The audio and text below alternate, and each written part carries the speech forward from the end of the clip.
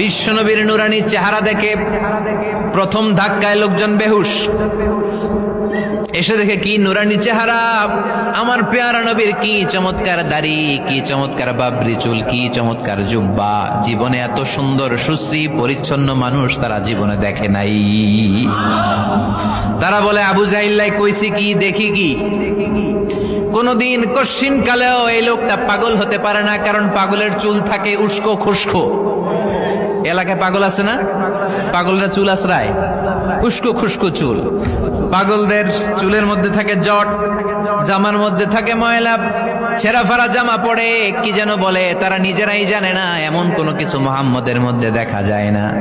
আবার এই লোক কশ্চিন কালেও জাদুকর হতে পারে না, কারণ জাদুকররা মন্ত্র পড়ে বিড়বিড় করে, ঠিক কিনা? এই লোক তো মন্ত্র পড়ে না, বিড়বিড় করে না।